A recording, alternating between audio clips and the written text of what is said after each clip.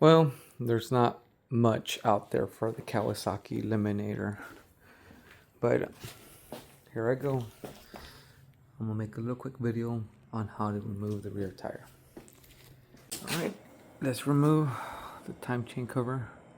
It appears there's an Allen screw there, here, and there should be one, like a little fastener back there. First, remove that cotter pin, which I did. And then you're gonna loosen the axle nut. This one is a 24. And then on this side, it's a 17. You're gonna loosen that up and remove that. All right, so then I guess to loosen the chain, you have to break your adjustment screws on both sides. You could track where the ticks, where they're at, or what they're called, the marks on both sides. I'm gonna align it with the new tire. So let's do that. All right, so as you can see, the chain is loose. I don't think I have enough to, well, I probably can. Maybe if I loosen that a little bit more, give me enough slack to be able to remove the chain. But I think I'm forgetting one thing, the brakes. But first, what I'm gonna do is remove this over here. Maybe I have enough slack to jump in from there. Gives me the slack to remove the chain. And I don't know if I need to remove the rear brakes, but we're gonna find out. So it appeared removing the front cover for the front sprocket did not give me enough slack to remove it from there. So all I did is I loosened this guy up, which gave me enough slack to just pop the tire chain out, or the chain. Let's see what the next step is.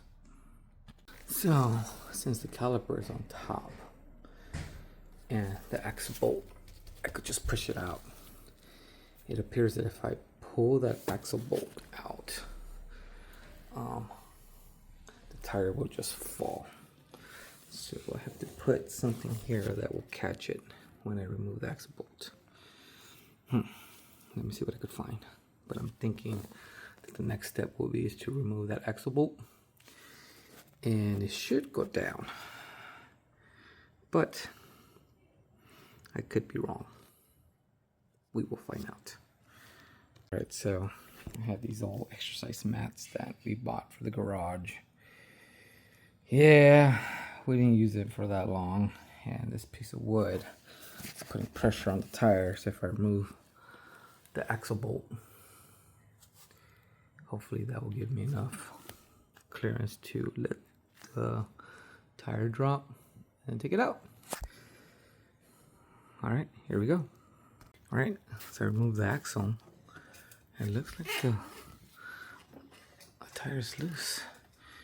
And I think if I remove my support jack, the tire will come off.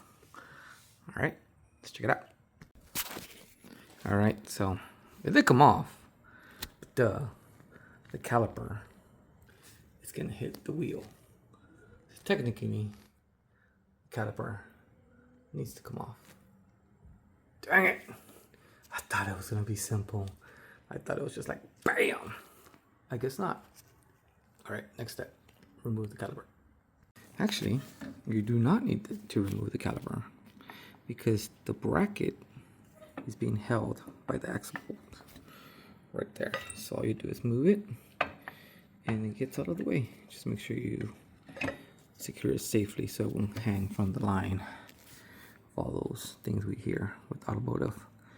I might need to remove the rear license plate, but I think if I remove all that stuff down there, it'll give me enough clearance to get it out. Technically, I could jimmy it out. I just don't have time for that. So I just remove the license plate. And off she comes. All right, and there she is. It's removed. I guess it's easier than I thought. Now, it's gonna be interesting putting it back once we get the new tire installed from Cycle Gear. I'm not doing any pre-promos, but that's where I'm gonna go get my tire. Ordered it. It's en route to me. Take it to the local shop, get it installed and mounted and balanced, and then I'll do another video on how to install it.